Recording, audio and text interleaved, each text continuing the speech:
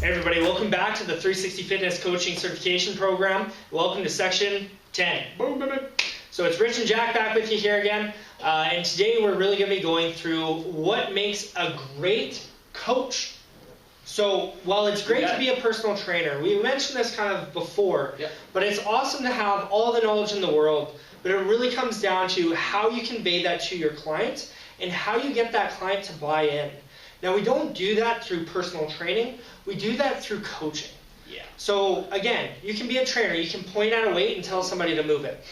But the great trainers can explain why that person wants to move that weight and how it's going to actually affect their results. Yeah. Now, that sounds extremely simple, but it's not. It can be a very difficult process, especially if there's some preconceived notions from that client as well. So today we're going to touch on a couple different topics here, but the very first one we're going to be touching on is know when you need to be a coach and when you need to be a friend. So you need to know with your client when they need that pat on the back or when they really need that kick in the ass. Yeah. Exactly like that. So there's going to be good days, there's going to be bad days. There's going to be bad days when it comes to the coaching side of things, there's going to be bad days when it comes to the friend side of things. But it's up to you to know what the difference between those two are. So Jack had some great examples there that I want him to go through. Yeah, so when it comes down to being a coach and a friend, you have to understand our role in the client's life, right? We are going to be just as much a therapist as we are a trainer, as we are a coach, as we are a lifestyle mentor. And you need to be able to wear all hats, but you have to have the talent of switching the hats back and forth depending on what that client needs that day, okay? They're always going to want you to be their friend, okay? They're going to want you to let them off, you know, like with a warning when they miss that Friday afternoon session, or, you know, like I just had 6 bags of chips, like let it go, right? They're going to want you to be the friend all the time. They need you to be their friend some of the time, but they're going to need you to be their coach some of the time, okay? And you're going to have to understand when to flip the switch. So, for instance, if your client is having troubles finding motivation on getting to that session, if they're having troubles having the motivation to meal prep on Sundays or Wednesdays or whatever it is, that's when you need to turn your coach hat on, okay? If they're having troubles, you know, saying, hey, you know, I'm having some self-esteem issues, or I don't like this about myself, or I don't like that about myself, that's when you need to be the friend. Okay, you need to have that dual trust with them, and you need to do exactly what Rich said, pat them on the back some days, enjoy and celebrate their victories, but you need to be aware of their failures. You need to put it in front of them with an action plan afterwards. Okay, so the coach will be the one that says, hey, this is what you suck at. Here's the 5 different steps that we're going to do to fix it. Here's the end result. Okay, so you can go back and forth on when to be a coach and when to be a friend.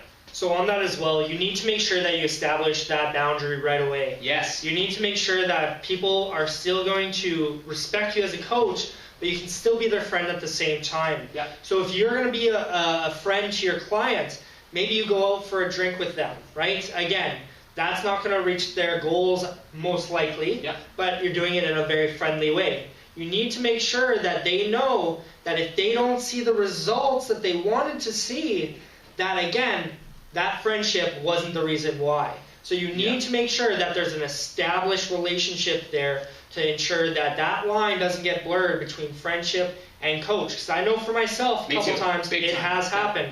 And it's a real discredit to that client and their results to let them get away with things. Yeah. So you need to be that coach, but you also need to be that friend for people to sustain those long-term relationships. Yeah, exactly. So establish that right off the bat.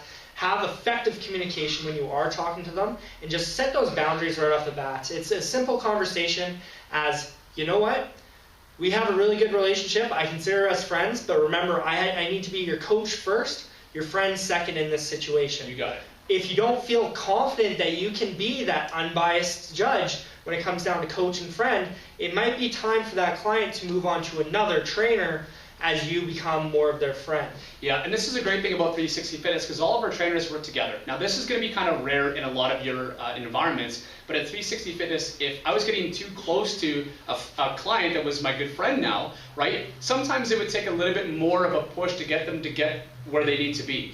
Now, my voice was getting skewed, right? So my position of authority was becoming skewed. Now, I had a moral and ethical responsibility to hand that client off, or put up or shut up and get my shit together and start coaching them a lot better. So you have a due diligence to your clients and making sure that you are coaching them first and being their friend second. Because in that sales process, you did not set an expectation that you're going to be their best friend. You set an expectation that you're going to be the best coach possible and deliver the best results possible. So follow frickin' through, okay? So a lot of personal trainers have that personality that we want everybody to like us and we want, to get to know everybody, and that's great for on the floor. But if you find you're taking it too far, scale it back or assign them out to another coach. Okay? So the next point here that we're going to go into is point number 2, which is coaching is all about behavior change, while training is all about the execution of that. So again, what that means is the coaching side of things is getting people to buy in, understanding why they need to be doing these aspects of their health and wellness versus just pointing and telling them what to do.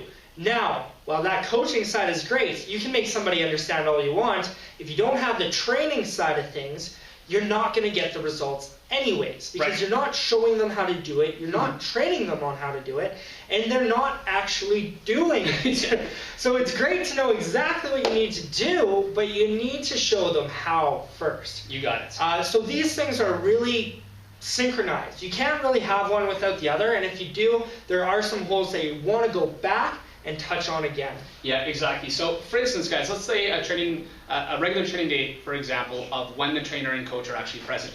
So motivating that person to actually show up to their session, that's coaching them. Teaching that person on why it's super important that they actually show up and what the benefits are going to be and how their life is going to be amazing after that training session, that's all about coaching. Inside the training session, making sure that they warm up properly, making sure that they cool down properly, counting out their sets, their reps, making sure that they have a great periodized program there, and then asking the right questions about nutrition and lifestyle, that's a trainer, okay? And then afterwards, you flip back on that coaching hat and you book that extra session, you motivate them for it, you pat them on the back or kick them in the ass, you make them aware of their failures, you celebrate their successes. So you turn that hat on and off, on and off. But one can't be present without the other. You need to know what's more beneficial for that client at the time, okay? Next point, guys. We are coaching the client and not the program. This is really, really important for a whole bunch of type A alphas like us, that we love programming and we want that program to succeed more than the client sometimes. So we are making that client change and be forced into that program. That doesn't work long term. So we're more or less saying, hey, we're going to keep going in this program. We're going to keep going in this program. I don't care that you had a bad day or your knees are a little bit weak today or you didn't eat or whatever else, but we got this program to go. That's not a good thing to do. You're being more trainer than coach at that point. You need to flip the switch. So we are coaching that client because at day 1 and day 90, your client will be totally different people.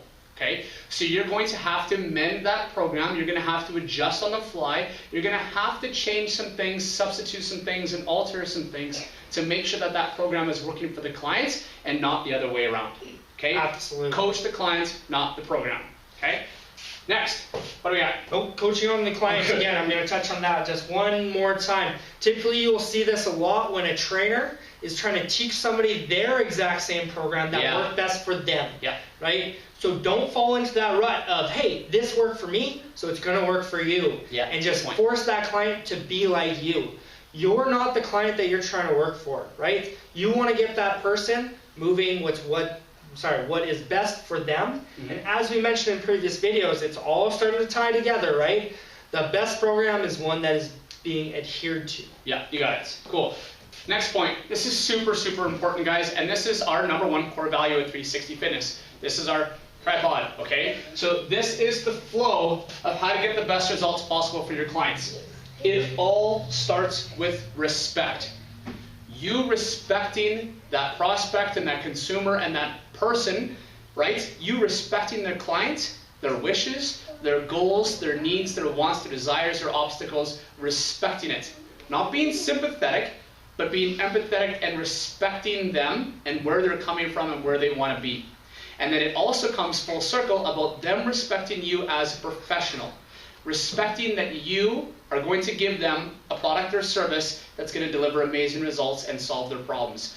Once you respect each other, you can start to develop a relationship, okay? That relationship is know, like, and trust. That means you showing up, to the session on time, actually ahead of time, making sure that the nutrition plan is there, the training program is there, the mobility program is there, all the deliverables are there, that you are doing your set expectations in that relationship. If you do that, they're going to do their set expectations in relationship, showing up to their sessions, doing their homework, following their meal plan, anything else like that. It all starts from the respect for each other, developing a relationship, and then, only then, results happen. Only then will results happen, guys. Once you have that big picture under wraps, that's when the magic happens. That's when they lose weight, gain muscle, increase their time, or decrease their time, whatever they're doing. Climb Mount Everest a hell of a lot faster than they used to, okay? It has to go in this flow. You respect each other and you show and demand respect. You have a great relationship with each other. You set expectations and over-deliver like we were talking about, and then they get amazing results. Cool, guys. Let's wrap up here. We have the fifth part, very, very important. We're going to talk on professional and personal development. So again, be a lifelong student when it comes to this. We're all doing this certification for a particular reason. We're looking for some type of development. We're looking to grow as professionals.